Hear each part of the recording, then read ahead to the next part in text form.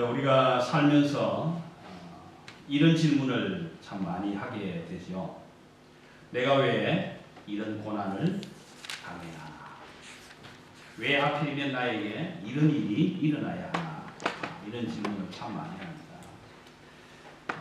근데 혹시 여러분들 중에 이런 질문도 해보신 분들이 계시나 모르겠어요. 내가 왜 이렇게 큰 축복을 받아야 되나? 와, 내가 왜 이런 큰 축복을 받아야 되나? 여러분 이런 질문 해보셨어요? 괴롭고 아프고 고통당하고 환난 짚고 있을 때 왜 나에게 이런 일이 생겨야 되나? 이런 질문을 많이 하지만 야, 내가 왜 이렇게 큰 축복을 받아 누려야 되나?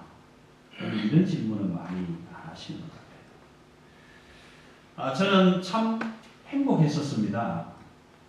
그래서 윤환기처럼 지금은 목사님이 되셨는데 윤환기처럼 나는 참 행복합니다. 그렇게 노래를 부르면서 살았던 사람입니다.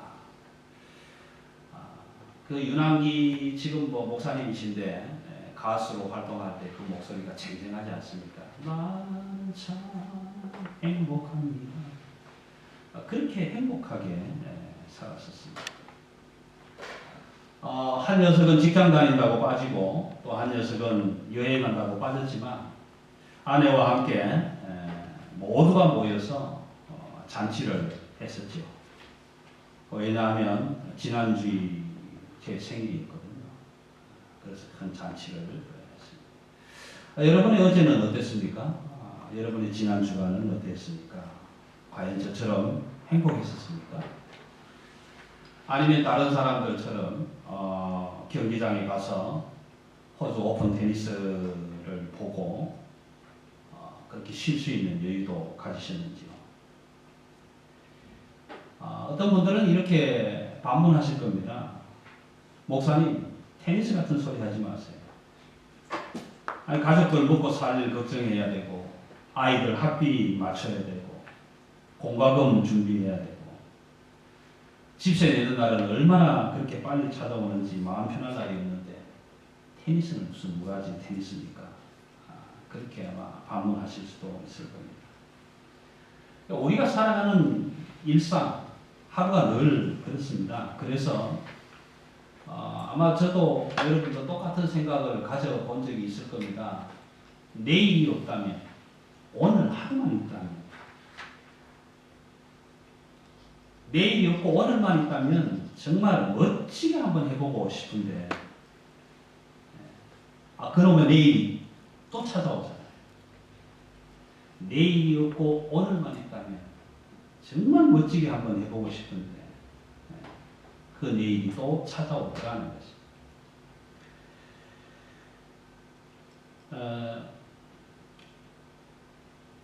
죽으면 죽으리다라는 책을 쓰신 안희숙 사모는 이렇게 찬양을 했지 않습니까? 내일은 난 몰라요. 하루하루 살아요. 불행이나 여행함도 내 뜻대로 못해요. 내일은 난 몰라요. 장래일도 몰라요. 아버지의 날 붙드사 평안한 길 주옵소서.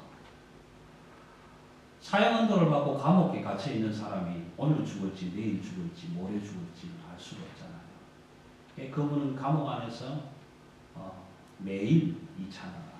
그분에게는 내일이 없는 거잖아요. 오늘밖에 없는 거죠. 그래서 오늘을 살았으니까 내일은 난 몰라요. 장래일도 몰라요. 생일잔치를 근황하게 치룬 다음 날 저에게도 그런 날이 찾아왔습니다. 날벼락 같은 사건이 갑자기 닥쳐온 거지요. 제가 가진 모든 것이 다 순식간에 날아가 버렸습니다. 자식들도 졸지에 다 죽어버렸고요. 집도 불타버렸죠. 아마 그랜피엔스의 산불이 나서 졸지에 집이 다 타버린 그런 사람들을 TV 화면으로 보면서 그 사람들의 마음이 좀 이해가 되더라고요.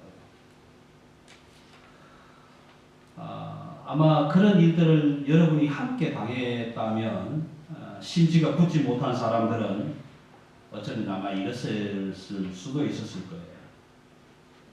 자식도 다 죽고 집도 다 불타리 버리고 가진 소유도 다 날아가 버렸다면 이런 썩을 놈의 세상 살아서 뭐하나 신세 타령하면서 참이슬 병뚜껑 아마 한 서너 상자는 열었을 거예요. 근데 저는 그렇게도 못했어요. 왜냐하면 참이슬을 먹을 수가 없어요. 왜? 하나님을 믿고 예수를 믿고 교회를 다니고 신앙생활을 하기 때문에 더더욱이나. 그래서 기껏 한다는 것이 하늘 우러다보고 이렇게 합니다. 한번 따져나 보자. 도대체 왜 내가 이런 억울한 고통을 당해야 되나. 한번 물어나 보자.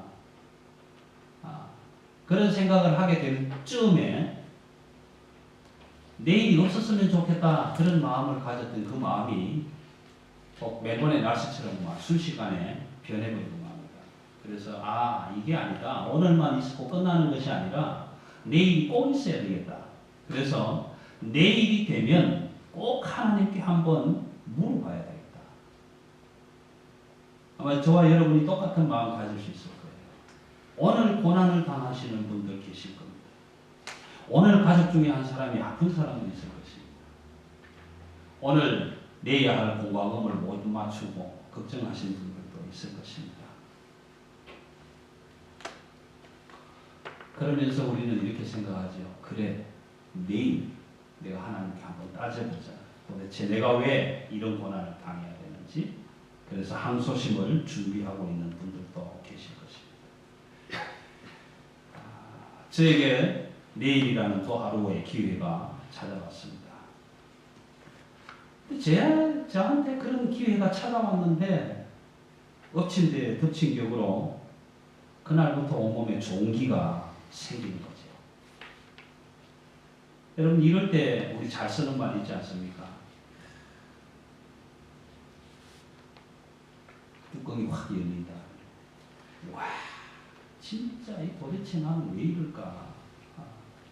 그래서 그만 확 열려버린다. 그렇게 표현을 많이 하죠. 여러분이나 여러분 자녀들 중에 아토피성 피부 건조증 경험해 보신 분들 혹시 계십니까? 대상포진 여러분 한번 걸려 보셨습니까? 어떤 건지 잘 모르시죠? 안 걸려 봤습니까? 참 죄송하지만 한번 걸려 보시면 이게 어떤 건지 조금은 이해가 될 것입니다. 그런데 저에게 찾아온 이 종기는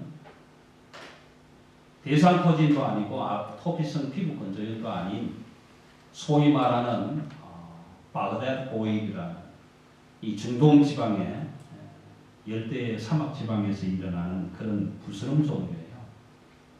근데 그 부스럼 종류가 얼마나 지독하든지 경상도 사투리로는 사금팔이라고 합니다. 뚝배기 깨진 것. 그 흙으로 구워 만든 된장거리는 뚝배기 깨진 그 조각으로 온몸을 확 긁어댈 정도로 아토피성 피부를 가진 아이들도 그냥 너무 긁어서 피가 나고 할 정도인데 그것보다 더 가려움증이 심하고 살이 썩어 들어가니까 어쩔 수 없이 그 유리 조각 깨진 그릇으로 온몸을 벅벅 긁고 있는 그런 자신을 생각해 봅니다.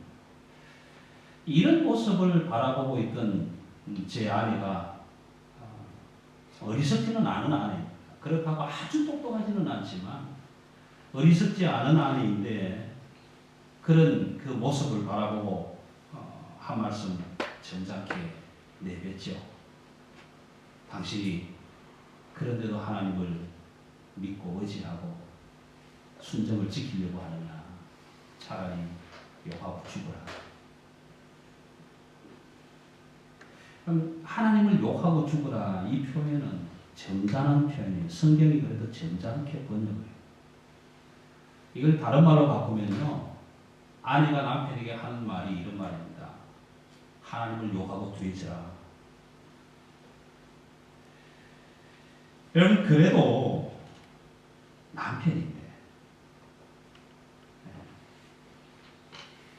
내가 어디 가서 도박하고 노름해서 가산을 탕진한 것 아니고 졸지에 일어난 일인데 어떻게 남편을 향해서 하나님을 욕하고 뒤지라 그렇게 말할 수 있겠냐고.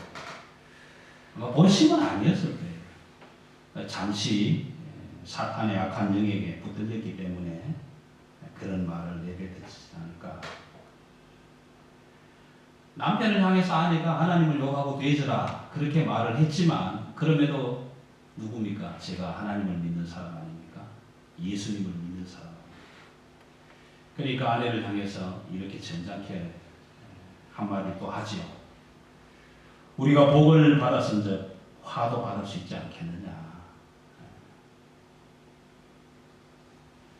여러분, 저와 여러분이 이렇게 말할 수 있는, 설령 아내가 남편을 향해서 하나님을 욕하고 나가서 죽으라고 하더라도 우리가 복을 받아 그러니 화도 받을 수 있는 것 아니냐, 그렇게 말할 수 있는 그런 믿음의 사람들 되시길 바랍니다.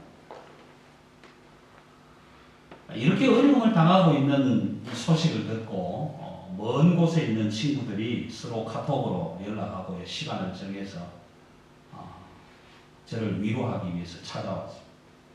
참 좋은 친구들이죠. 엘리바스라는 친구, 빌닷이라는 친구, 소갈이라는 친구, 이 세 친구가 하나같이 약속을 하고 찾아왔습니다. 그들은 찾아와서 아무것도 한 게 없어요. 사실은 한 주일 동안 그냥 한없이 함께, 저와 함께 있는 것, 함께 같이 있는 것. 또 한 가지는 그냥 공감하는 거예요. 저 친구가 참 힘들겠구나. 내가 저 친구라면 어땠을까? 그 친구만큼은 안 되지만 공감하는 거예요. 힘들겠구나. 무슨 말로 위로하겠습니까? 위로할 말이 없잖아요. 침묵으로 그냥 혹하게 일주일 동안 그 고난당하고 그 기와장 쪼개진 그 뚝배기 그릇 조각으로 몸을 퍽퍽 긁고 있는 그 친구의 옆에서 조용히 바라보며 침묵으로 지키고 있는 그런 좋은 친구들이 와서 위로해주고 함께하고 그렇게 하는데 왜 나는 마음이 위로받지 못하고 왜 나는 내 몸에 일어난 악창이 종기가 빨리 회복되지 않는가. 그 이유를 알 수 없는.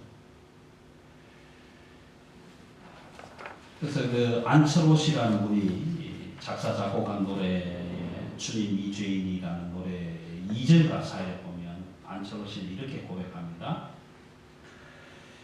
많은 사람 찾아와서 나의 친구가 되어도 병든 몸과 상한 마음 위로받지 못했다.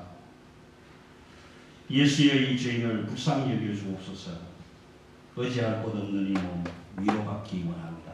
그렇게 기록을 하고 있죠. 저 역시도 많은 친구들이 찾아와서 위로해주고 함께 해주었는데 왜 나는 내 마음은 정작 위로되지 않는가, 위로받지 못하는가. 그래서 하나님의 걱정에 항소심을 준비를 한 거죠. 내가 내일 하나님께 한번 물어볼 것이다. 세상 많은 사람들은 이렇게 질문을 합니다.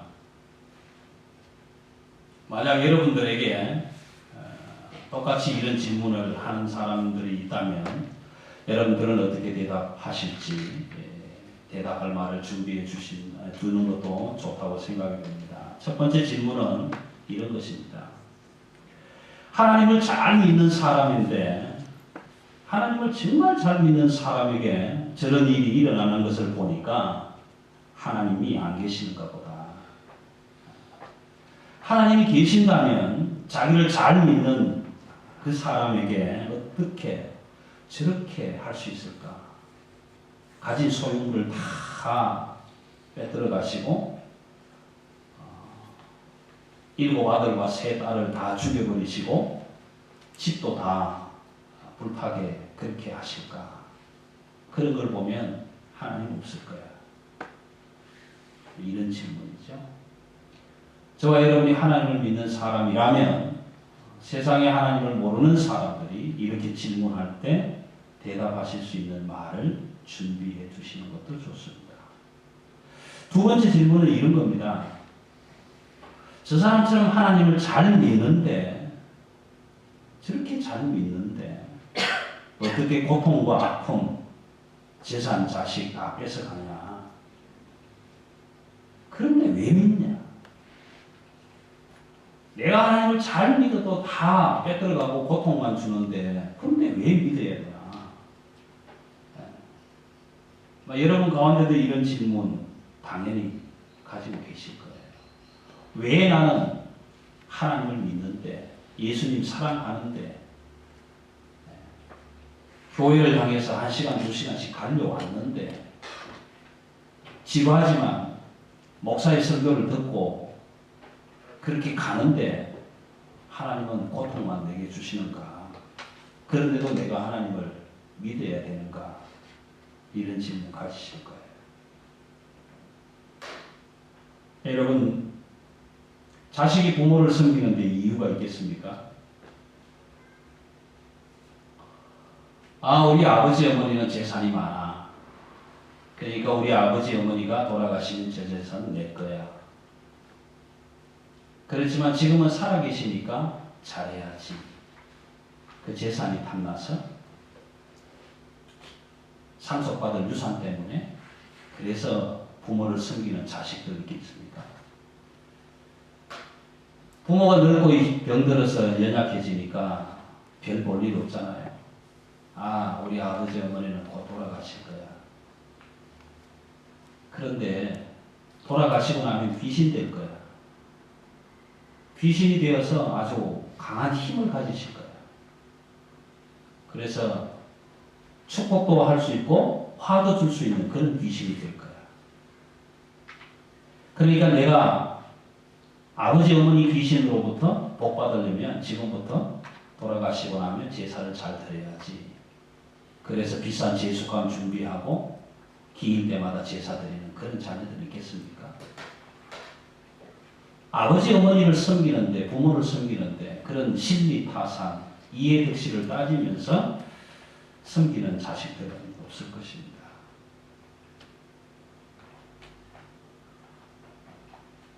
하나님은 존재하시고 살아계시고 다스리고 계십니다.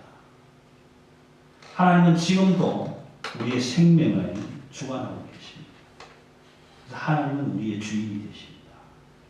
그래서 우리는 섬기고 예배하는 것입니다. 왜냐하면 하나님은 우리를 흙으로 지으실 때에 하나님을 예배하는 자로 지어주셨기 때문에 그렇습니다.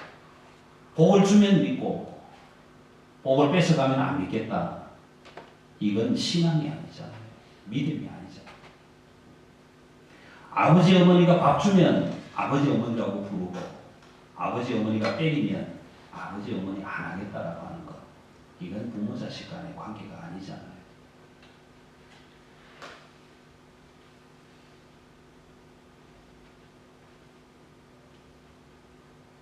오늘 욥이 이런 자리에 서 있는 것.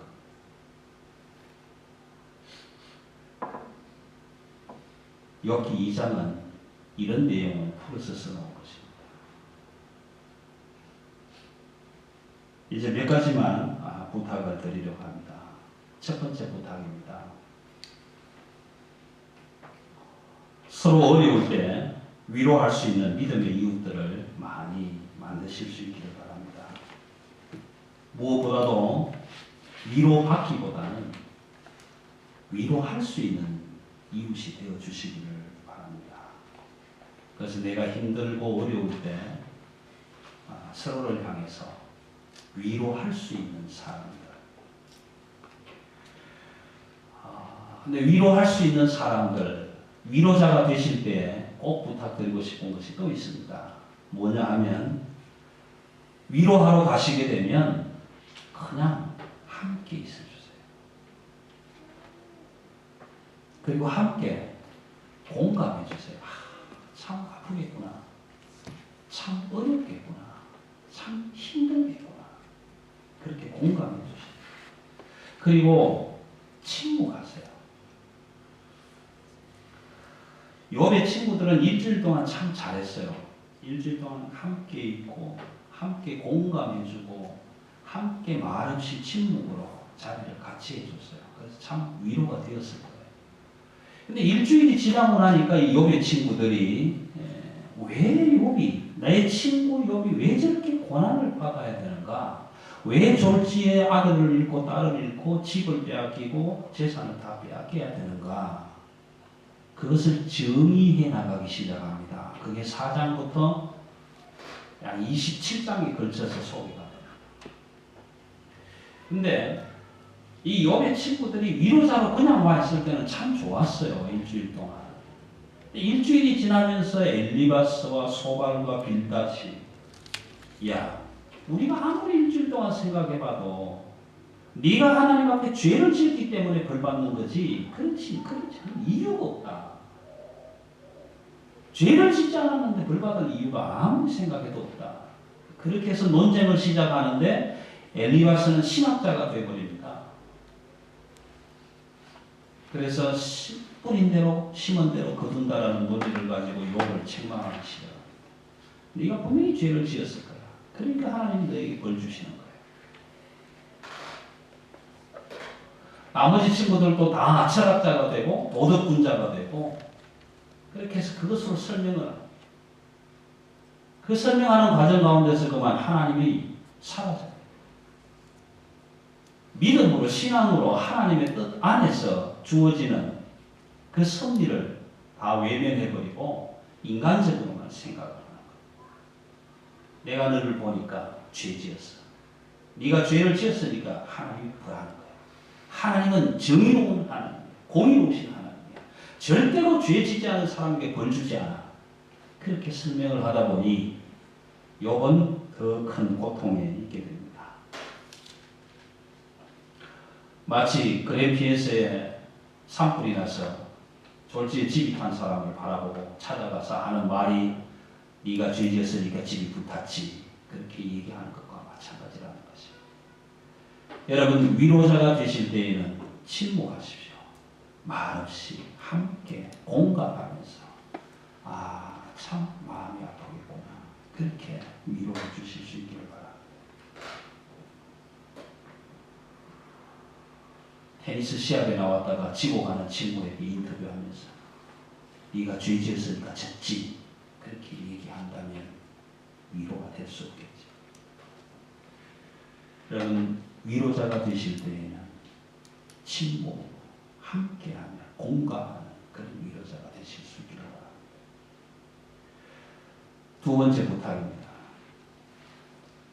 사탄은 참소하는 자다, 이간질하는 자다라는 뜻을 가지고 있습니다. 1장과 2장에서 사탄은 이렇게 얘기합니다. 하나님이 사탄에게 이렇게 묻죠. 네가 어디를 다녀서 왔느냐? 세상 두루 다니다 왔습니다. 내 종 욥을 네가 주위에서 보았느냐? 세상에 그렇게 믿음이 강하고 신실한 자가 없다.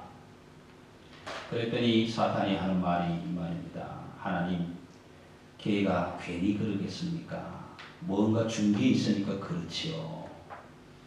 그러니까 재산 다 빼들고 아들, 딸 다 죽이고 한번 해보세요.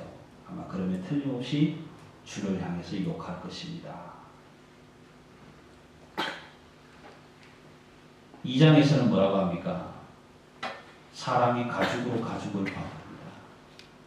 생명을 한번 해하도록 그렇게 어렵게 해보세요. 그러면 주를 향해서 욕할 것입니다.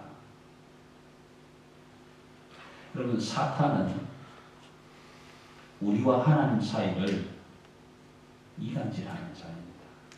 그래서 믿음에 서 있는 사람들이 하나님을 욕하도록 하는 것, 그것이 사탄의 최고의 목적. 그런데 또 한 가지, 여러분 이 사실은 꼭 기억하셔야 돼요. 사탄이 사람을 이용할 때 가장 가까운, 나와 가장 가까운 사람을 이용한다라는 사실을 꼭 기억하셔야 돼요.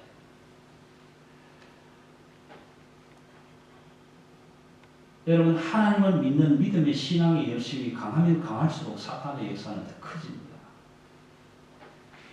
그러니까 내가 예수 믿는 삶을 살아가는데 저 한국의 사돈의 8천에 저 뭐 외 6천에 있는 이런 사람들을 대동하는 게 아니라 가장 가까운 사람을 들어서 쓴다라는 것 꼭 기억하셔야 돼요. 그래서 그것 이겨나갈 수 있는 준비를 하셔야 돼요. 그러면 욥의 아내 한번 보십시오. 어리석은 여자가 아닙니다. 왜냐하면 그 남편 욥의 고백이 그런 것 아닙니까?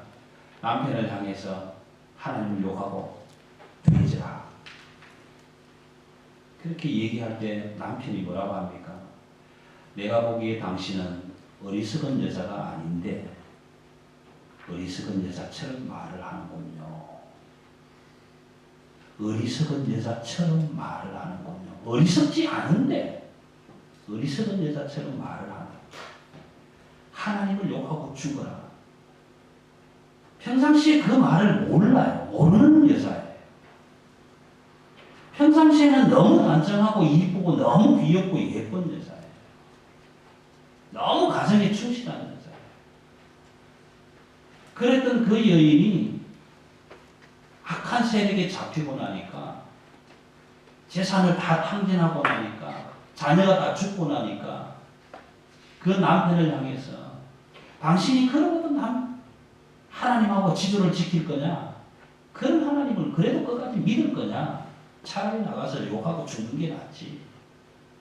여러분 이 욥의 아내가 그 말을 어디서 배웠을까요? 1장 11절입니다. 사탄이 하나님께 뭐라고 합니까? 재산을 한번 뺏어보세요. 틀림없이 욥이 하나님을 욕할 겁니다. 2장 5절, 6절, 7절에 보세요. 정말 되게 아프게 한번 만들어 보세요. 그러면 주를 향해서 욕할 겁니다. 여러분 하나님을 욕하게 하는 일은 사탄의 장난. 그 사탄의 악한 영에 잠깐 순간적으로 붙들려서 그 지혜롭고 아름답고 이쁘고 귀엽고 사랑스러운 아내가 남편을 향해서 하나님을 욕하고 되자. 여러분 상상도 못할 말을 내뱉고 있지 않습니까? 사탄은 가장 가깝다고 생각되는 사람을 도구로 들어서 쓴다라는 사실은 꼭 기억하셔야 돼요. 욥의 친구들 보세요. 엘리바스, 빌닷과 소갈. 사랑하는 친구가 고통 중에 있다고 듣고 같이 약속을 해서 다 찾아왔지 않습니까? 일주일 동안 잘 함께 위로했습니다. 근데 그 사탄이 역사하는 영에 붙들려서 네가 보니까 하나님 앞에 죄 지었구나. 죄를 지었으니까 벌 받지. 그 당연한 거야. 마땅한 거야. 받아야 되는 거야. 그렇게 얘기하는 모습을 보게 돼요. 가장 가까운 친구. 그 친구를 들어서 하나님을 욕하게 만들어요. 사탄의 목표는 욥이 하나님을 향해서 한 번만 욕하도록 만들자. 그것이 목표였다. 그런데 욥은 이렇게 고백합니다. 내가 입술로 범죄하지 않겠다. 범죄하지 않겠다. 왜? 참 중요하잖아요. 왜? 하나님이 내게 축복을 주셨을 때는 욕 안 할 수 있어요. 하나님 감사합니다. 나같이 부족한 이 사람에게 이렇게 많은 축복을 주셔서 감사합니다. 와, 아들 7 주셨습니다. 감사합니다. 딸 3 주셨습니다. 감사합니다. 소 7,000마리, 양 500개리, 수소, 암나타, 집 어마어마하게.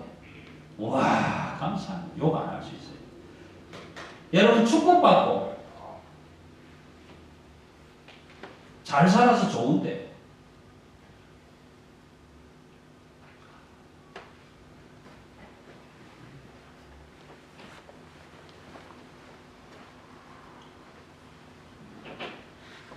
축복받고 좋은데 하나님한테 하나님 쟤기랑 왜 나한테 이거 축복 줍니까? 그렇게 욕할 사람 있잖아요. 근데 주셨던 축복을 다 뺏어가고 나니까 틀림없이 욕할 거라고. 사탄은 그렇게 생각했어요. 아, 이렇게 하면 틀림없이 저 사람이 욕할 거다. 그런데도 하나님은 욥이 그렇게 안 할 줄 이미 알았잖아요. 사탄에게 그렇게 얘기하잖아요. 네가 내 종 욥을 주위에서 보아라. 절대 욕할 사람 아니다.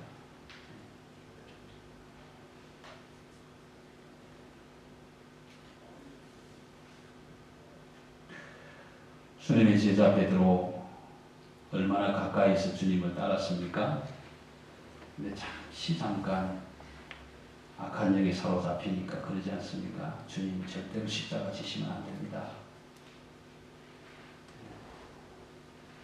마치 박정희 대통령이 하야하겠다고 하니까 경호실장 차지철이 찾아가서 하는 말이 형님이 내려가면 우리는 뭐 먹고 삽니까? 절대로 내려오시면 안 됩니다. 그 자리에 있어야 됩니다. 그러다가 18년 지나고 나서 결국은 그런 사건을 맞이하게 되지 않습니까? 그런 것처럼 주님 절대로 죽으시면 안 됩니다. 십자가에 달리시면 절대 안 됩니다. 내가 그거 맞겠습니다. 그랬더니 주님 그러시잖아요. 사탄아 내 뒤로 물러가라. 베드로가 사탄이 아니에요.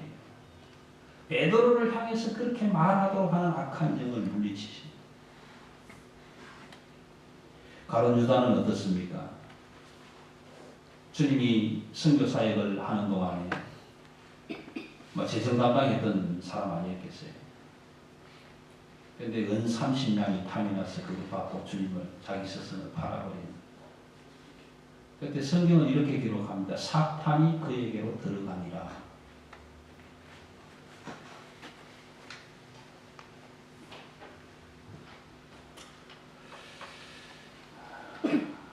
여러분, 사탄의 역할은 하나님을 잘 믿는 사람들에게 찾아가서 하나님을 욕하게 만드는 거예요. 어떤 수단과 방법을 가리지 않고 하나님을 욕하게 만드는 것이 사탄이 하는 일입니다. 그래서 우리와 하나님 사이를 이간질하고 참소하는 자가 사탄. 여러분 조심하셔야 돼요. 주의하셔야 돼요. 그것도 가장 가까운 사람들.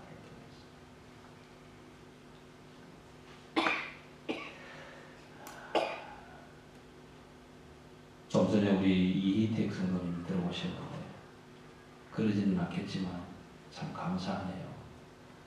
2시간을 달려와야 되는 거리에서 예배에 참석하시기 위해서 오시는 것이 제가 보기에는 너무 귀합니다. 아마 하나님 보시기에 얼마나 더 귀하실까요? 근데 용서하시고 들으십시오. 아침에 일어나서 우리 남편 이희택 씨가 여보 빨리 일어나 나겸이 깨워 길이 멀잖아 빨리 준비하고 교회 가야지. 그렇게 해서 준비를 서두를 때 만약에 부인이 나겸이 엄마가 오늘 피곤해 날도 더운데 하루만 빠지면 안 될까? 아주 가까운 아내가 그렇게 얘기하면 그래 당신 힘들어? 나도 힘든데 그럼 쉬자.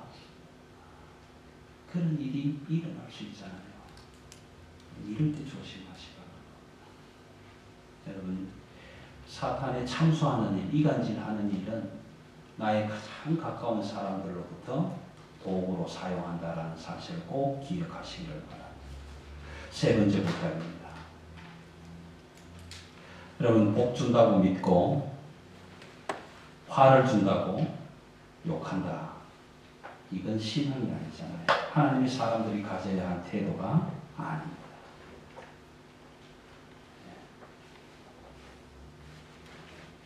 하나님의 사람들은 전능하시고 변함없으신 하나님께서 우리의 생명의 주인으로 지금도 살아계시고 존재하시고 다스리시기 때문에 섬기는 거고 예배하는 거지, 내가 하나님을 예배하고 섬긴다고 하나님 복 줄 거다 이런 논리로 예배하는 자들이 아닙니다. 내게 하나님께서 즐거움을 주셔도, 내게 하나님께서 주신 즐거움을 다 뺏어 가셔도 나의 소유의 넉넉함에 하나님을 믿고 안 믿고를 결정하는 것이 아니라 내가 있든 없든 하나님은 여전히 계시고 하나님은 여전히 내 생명의 주인이시기 때문에 그래서 우리는 하나님을 예배하고 섬기는 거예요.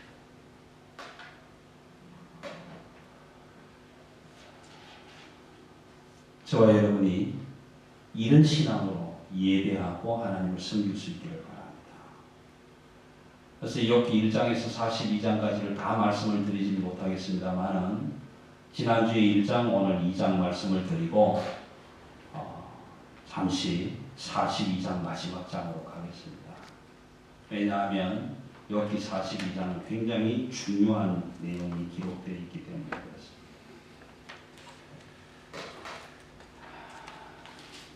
42장 7절 8절입니다. 7절 8절.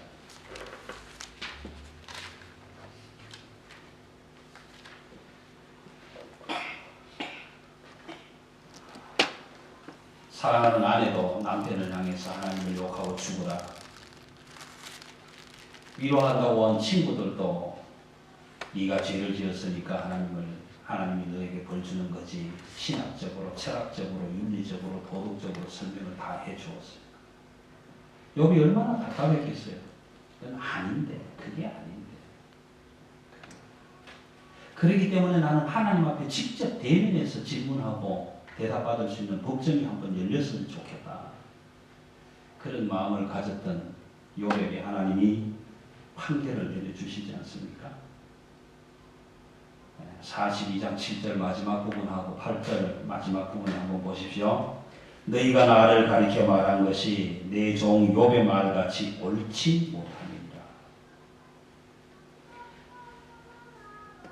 엘리바스와 빌닷과 소닷과 그의 친구 엘리후가 욥이 고난받는 이유에 대해서 설명을 했지만 결국 마지막에 하나님은 판결을 어떻게 하시느냐 하면 욥에게 이렇게 말씀하시잖아요. 내가 너희 친구들한테 노하나니 화가 났다.